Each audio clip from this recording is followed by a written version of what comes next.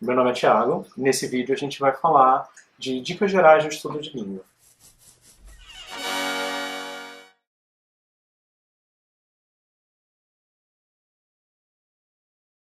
A primeira dica para você estudar qualquer língua é assim, você não pode ficar brigando com a língua.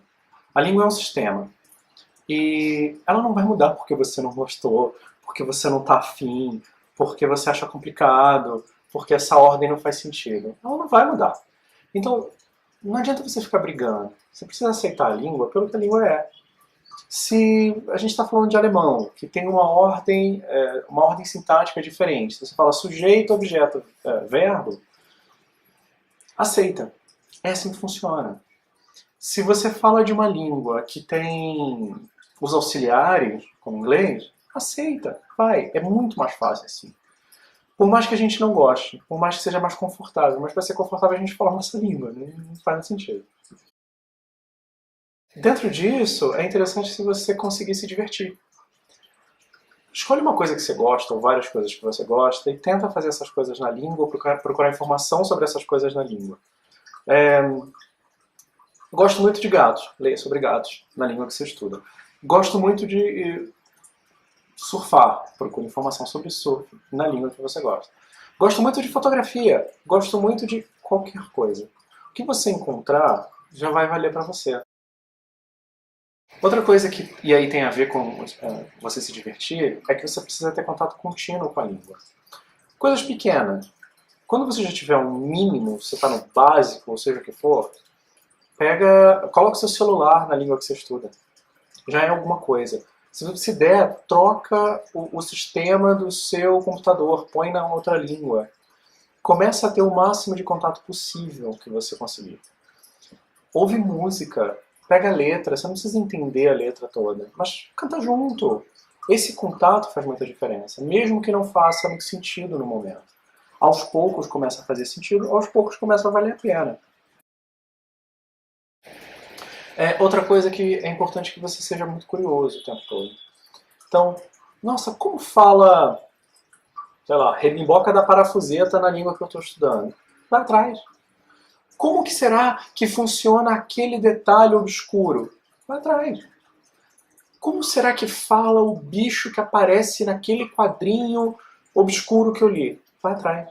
Quanto mais curiosidade você tiver, mais pesquisa você fizer, mais coisa você vai descobrir. Quanto mais coisa você descobrir, mais da língua você vai saber. Uma outra coisa importante, muito importante, é você traçar algum objetivo. Normalmente a gente diz, quero falar inglês, quero falar alemão, quero falar mandarim, seja lá o que for. Tá, mas para quê? Não para quê no sentido pragmático de você não pode estudar só porque você curte. Mas assim, que nível você quer chegar? Eu quero estudar inglês até conseguir ler Shakespeare. Legal, você vai ralar muito, mas é possível. Quero falar alemão até escrever como Goethe. Ok, você vai passar muitos anos estudando, você vai passar muitos anos lendo. Mas é o seu objetivo. Agora, quero saber inglês o suficiente para atender uma ligação telefônica. Entende que é um objetivo muito mais atingível do que quero ler Shakespeare, que de modo geral não vai ser o objetivo de todo mundo. Quando você traça esse tipo de coisa, tudo fica um pouco mais palpável e tudo fica um pouco mais próximo. Porque não é uma coisa distante, quero falar como um nativo, que é muito difícil. Não é possível, mas é muito difícil. Outra coisa também muito importante é que você precisa ter uma atitude atenta. O que eu quero dizer com isso?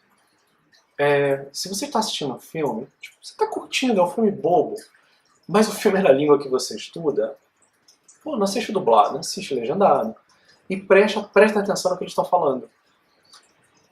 Pô, mas eu estou lendo a legenda. Ok, não tem problema. Leia a legenda, mas continue ouvindo o que está sendo dito. Tem um exemplo muito bom disso, uma história interessante, que é assim. Eu sou do interior do Rio.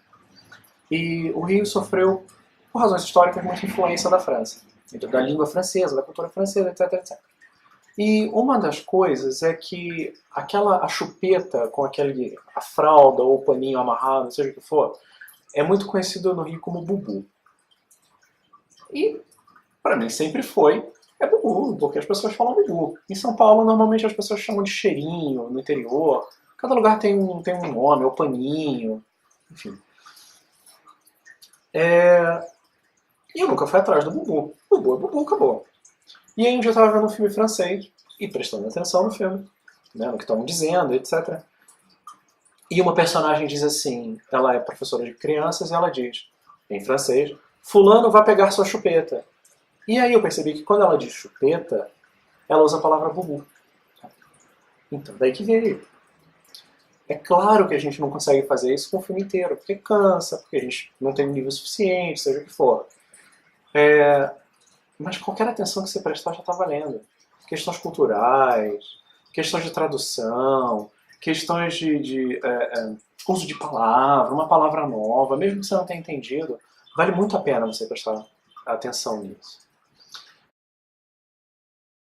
Uma outra coisa também, assim, é a última, mas uma coisa muito importante é que você precisa entender que, na maior parte das vezes, tradução não é necessária. Você não precisa traduzir para entender alguma coisa. Isso, enfim, vou explicar um pouco melhor o funcionamento em outro vídeo, um vídeo sobre signo linguístico, deixa alguém falar alguma coisa. Mas, se você só foca na tradução, tem coisa que não vai funcionar. Né? Porque às vezes você não tem a tradução contrária. Então, se eu falo a palavra em português, defenestrar, não é todo mundo que sabe o que significa essa palavra, e é bem, na verdade, uma palavra praticamente inútil. Mas a gente pode traduzir para diversas línguas. A gente pode falar defenestrate em inglês, a gente pode dizer defenestrar em espanhol, a gente pode dizer defenestrare em italiano, e a gente pode dizer defenetrer em francês. E continua não significando nada, porque continua vazio isso. Então, o melhor jeito de você fazer é que você ligue tudo que você estiver estudando, você ligue a uma imagem, um conceito, faça um desenho, tenha uma definição.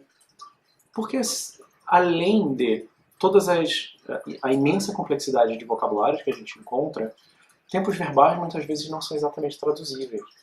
Existem palavras e expressões que não são exatamente traduzíveis, ainda que existam equivalentes. A palavra mais comum disso é saudade. Que a gente sempre ouve, não, mas saudade não tem outra língua. Não tem mesmo.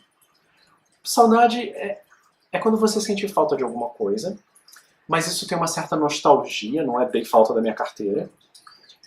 Então isso tem uma nostalgia e é muito usado para coisas que não voltam, coisas que você não tem como conseguir de novo. Então se você fala, tenho saudade da minha infância, se você fala, tenho saudade da minha terra, tenho saudade da pessoa que amo, sempre tem essa coisa nostálgica, é uma emoção muito mais forte do que sentir falta. Repara que quando alguém fala sinto falta do cigarro, e quando alguém fala sinto saudade do cigarro, o peso emocional é muito diferente. Isso não acontece só em português, é claro. Em alemão, por exemplo, existe a palavra Schadenfreude. Que é o sentimento, né, ou a sensação de bem-estar quando você vê outra pessoa se ferrando. Pode ser justificado ou não. Um exemplo bem brasileiro. Você está no trânsito, numa estrada, você está na Dutra, sei lá. E aí, aquele engarrafamento enorme, mas o acostamento está livre. E aí eu venho esperto e está correndo pelo estacionamento, porque ele vai passar todo mundo. Aí chega mais na frente, ele foi parado pela polícia rodoviária, e ele está levando uma multa, etc, etc, etc. Eu tenho certeza que todo mundo que passa e vê isso e sabe do que aconteceu, sabe que ele estava no acostamento, pensa nesse momento, bem feito. Se você sente esse bem feito, isso é Schadenfreude. A gente pode falar disso de um monte de línguas, existem termos assim em um monte de línguas. Existem tempos verbais em um monte de línguas. O nosso futuro do subjuntivo, que em gramatiquês seria mais ou menos se eu viajar amanhã, não tem tradução para outras línguas. Espanhol ainda tem, mas já não se usa muito. Mas não tem tradução. Usa-se outros tempos verbais. os verbos modais, para quem estuda inglês, tem tradução, mas o funcionamento é muito diferente. Então, a tradução nem sempre dá certo. Então, abandona. Vai no desenho, vai no conceito, vai na ideia.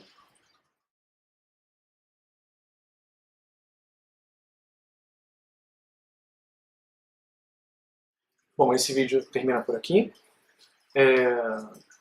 Não esquece de curtir, de seguir o canal, de compartilhar. Se você ficou com dúvida, se você achou alguma coisa muito legal ou alguma coisa muito ruim, se você quer dar uma sugestão, se você gostaria de ver algum tópico que fosse abordado, qualquer coisa desse tipo, comenta embaixo. Eu prometo que eu tento responder todo mundo.